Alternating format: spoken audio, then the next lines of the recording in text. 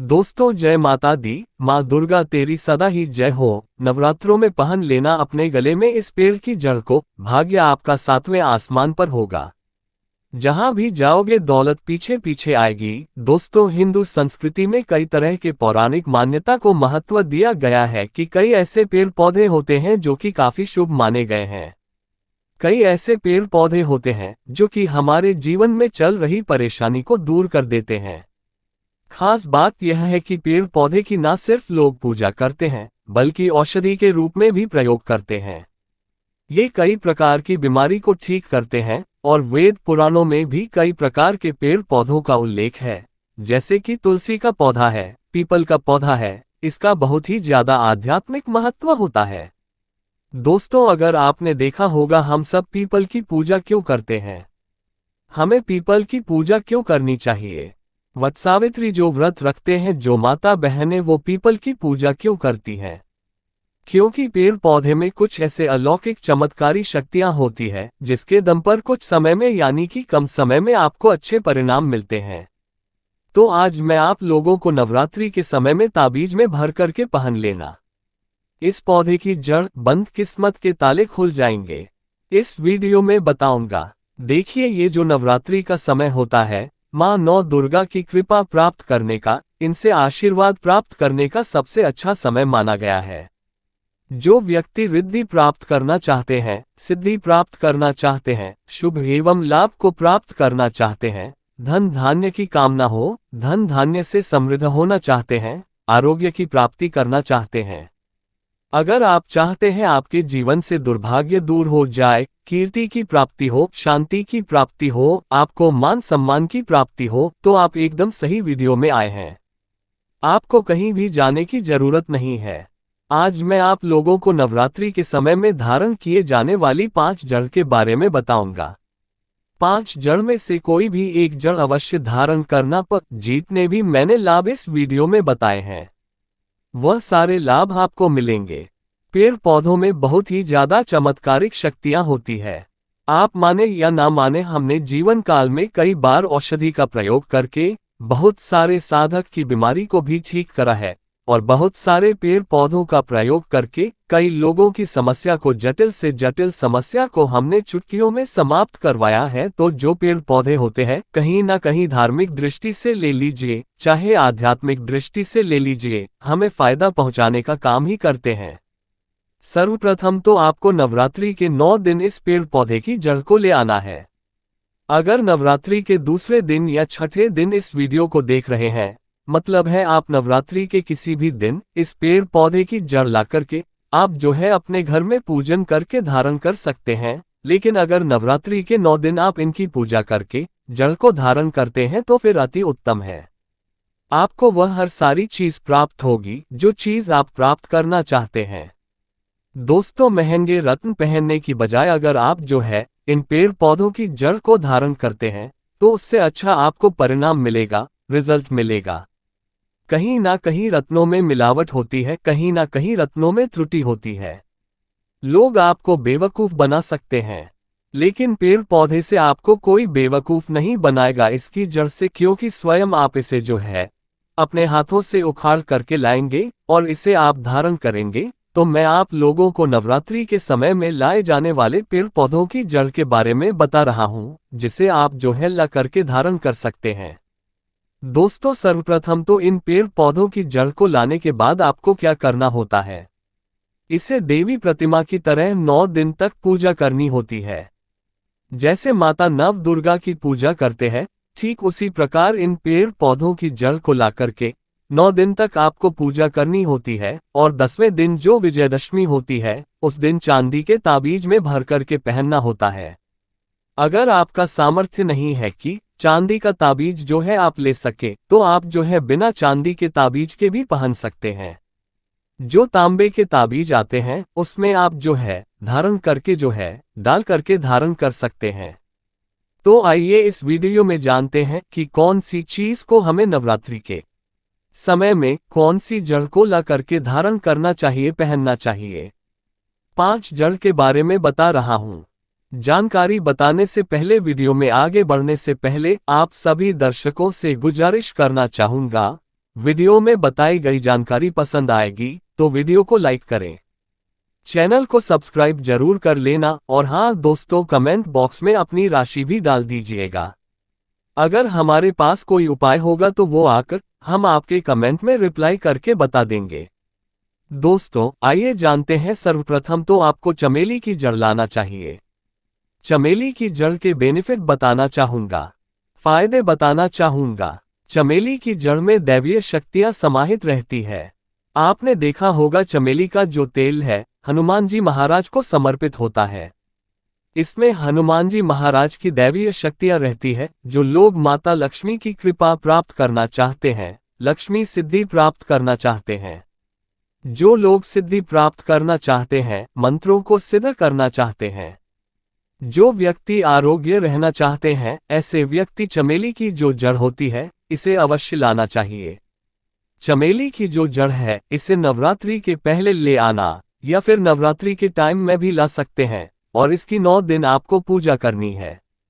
9 दिन नहीं कर पाते हैं तो कम से कम 1 दिन पूजा कर सकते हैं। इसकी पूजा करने के बाद इसे चांदी के ताबीज में धारण करना होता है।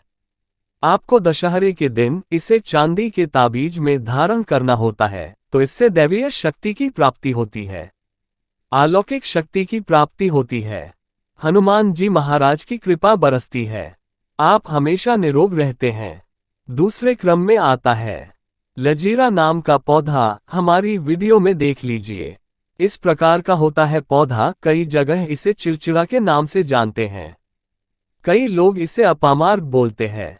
अब इसे अपामार्ग क्यों बोलते हैं? क्योंकि इसके जो बीज होते हैं उल्टी तरफ होते हैं, ये सीधे नहीं रहते। आप में से अधिकतर जितने भी लोग हैं बीज देखे होंगे फल के, वो सीधे तरफ होते हैं, लेकिन ये उल्टे होते हैं, इसलिए इसे अपामार्ग कहते हैं, अर्थात ये दुनिया से उल्टा चलता है। अपामार्ग का संत महात्मा लोग सबसे ज्यादा प्रयोग करते हैं।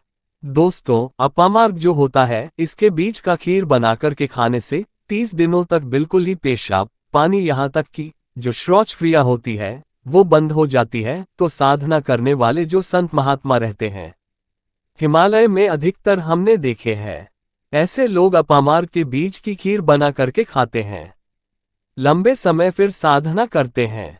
इन्हें खाने के बाद भूख है, प्यास है या फिर एक प्रकार की शौचक्रिया नहीं सताती, तो इसे कब पहनना चाहिए, कैसे धारण करना चाहिए? तो नवरात्रि के समय में 10वीं तिथि में आपको इसे धारण करना होता है।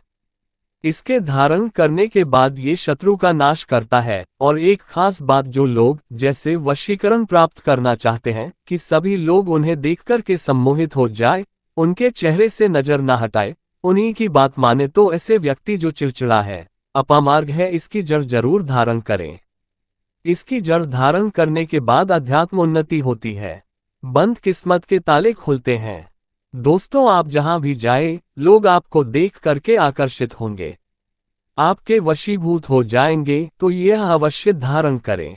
इसे पहनने के बाद जो नवग्रह की पीड़ा होती है, नवग्रह में से किसी भी प्रकार के जो ग्रह है आपको गलत परिणाम दे रहे हैं, गलत फल दे रहे हैं, तो गलत फल देना बंद कर देते हैं, स्थिर हो जाते हैं। दोस्तों तीसरे क्रम में आते हैं बरगद की जटा। अब पिछले वाली वीडियो में बरगद की जटा के बारे में भी एक वीडियो बनाया हूँ। ये बंद किस्मत के ताले को खोलती है। बरगद की जटा है, अध्यात्म दृष्टि से बहुत ही पवित्र है और हमारे हिंदू धर्म में बरगद को देव वृक्ष माना जाता है। देव वृक्ष क्यों कहा जाता है? क्योंकि वट सावित्री के दिन आपने जरूर देखा होगा, इनकी पूजा होती है। जो बरगद हैं ये देव वृक्ष कहे गए हैं। इनमें समस्त देवी देवताओं की शक्ति समाहित होती है, बसी हुई होती है, जो बरगद वृक्ष है। इसमें पितरों का भी वास होता है। बरगद का वृक्ष भगवान शंकर का स्वरूप कहा गया है। तो अगर बंद किस्मत के ताले खोलना चाहते हैं, अपनी अध्यात्म उन्नति करना चाहते हो, तो नवरात्रि में 9 दिन पूजा करने के बाद बरगद की जड़ें अवश्य धारण करना। बरगद की जटा धारण करने के बाद आपको 20 से 25 चमत्कारिक फायदे मिलते हैं, जो कि मैं वीडियो में आप लोगों को पिछले वाले वीडियो में बता चुका हूं। वो वीडियो जा करके आप देख सकते हैं। दोस्तों चौथे नंबर पर आते हैं सफेद मदार की जड़। अब सफेद मदार की जड़ क्यों धारण करनी चाहिए? जो मदार है सफेद कलर की, यह भगवान गणेश जी के स्वरूप कहे गए हैं, और मैं हर दिन वीडियो में बोलता हूँ और आज भी बता रहा हूँ, जो 11.5 वर्ष पुरानी सफेद मदार की जड़ होती है, ये भगवान गणेश की सूंड की आकृति ले लेती है। आपने कई मंदिरों में देखा होगा, मदार के गणेश जी बनाए जाते हैं। मदार के जो गणेश जी हैं, इन्हें बहुत ही ज्यादा फलकारी कहा गया है। ये तत्काल अपना फल प्रदान करते हैं। भगवान गणेश जी को रिद्धि सिद्धि शुभ लाभ के स्वामी कहे गए हैं।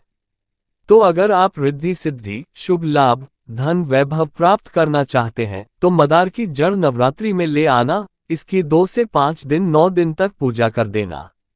इसके बाद 10वीं तिथि को धारण कर सकते हैं, पहन सकते हैं।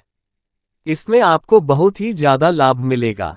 जो मदार है, ये भगवान गणेश जी के स्वरूप कह गए हैं, और मदार धारण करने के बाद नवग्रह की जो पीड़ा होती है समाप्त हो जाती है। खासकर जो बुध ग्रह आपको गलत परिणाम दे रहे हैं, तो गलत परिणाम देना बंद कर देते हैं। दोस्तों, अंतिम में आते हैं अपराजिता। अपराजिता क्यों धारण करना चाहिए? जो अपराजिता है, इसके पुष्प माता लक्ष्मी को अत्यंत प्रिय है। अपराजिता के पुष्प माता लक्ष्मी को बहुत ही ज्यादा प्रिय है, और अधिकतर लक्ष्मी पूजा में अगर आप माता लक्ष्मी को प्रसन्न करना चाहते हैं, चाहकर भी माता लक्ष्मी आपके द्वारा पर नहीं आ रही है, परेशान हो चुके हैं, जिसके कारण आपकी जो दैनिक स्थिति है खराब हो चुकी है, तो अपराजिता नाम का जो पौधा है, इनकी जड़ धारण करें। इसे चांदी के ताबीज में धारण करने के बाद फिर लक्ष्मी की कृपा प्राप्त होनी शुरू हो जाती है। बंद किस्मत के ताले खुल जाते हैं। नौकरी चाहिए, नौकरी की प्राप्ति हो जाएगी, यानी कि बंद किस्मत के ताले को खोलने का काम करता है। आपकी अध्यात्म उन्नति करते हैं। मानो या ना मानो, धर्म अपनी जगह है, जड़ी बूटी की शक्तियां अपनी जगह, आप माने या ना माने वो अपनी जगह है। जो लोग मानते हैं, देखिए, टोने टोटके की दुनिया में विश्वास होना जरूरी है। जो लोग मानते हैं उनके लिए भगवान है, जो लोग नहीं मानते तो पत्थर समझते हैं। यानी कि भगवान आपके सामने भी खड़े हो तो भी पत्थर तुल्य है। अगर आप भगवान को मानते हैं तो पत्थर भी आपके लिए भगवान जैसा पूजनीय हो जाता है। लोग तो भगवान श्री कृष्ण और भगवान राम को भी आज झुठलाते हैं। सब एक देव मनुष्य बोलते हैं, तो आस्था के ऊपर ये सब जितने भी मैं आप लोगों को तांत्रिक वस्तु बताया हूँ, पेड़ पौधों की जानकारी बताया हूँ, यह आस्था के ऊपर निर्भर करता है। आस्था है तभी ये आपको अच्छे परिणाम देंगे। आस्था नहीं है तो ये आपको कुछ भी परिणाम नहीं देंगे। तो अपना भाग्य परिवर्तन करने के लिए, अपनी किस्मत में परिवर्तन होते हुए देखने के लिए, अपनी आध्यात्मिक उन्नति करने के लिए ये जड़ अवश्य धारण करें। सदा आपको सुरक्षा ये प्रदान करेगी। ये जड़ मित्र की भांति मदद करती है, आपका हमेशा साथ देती है।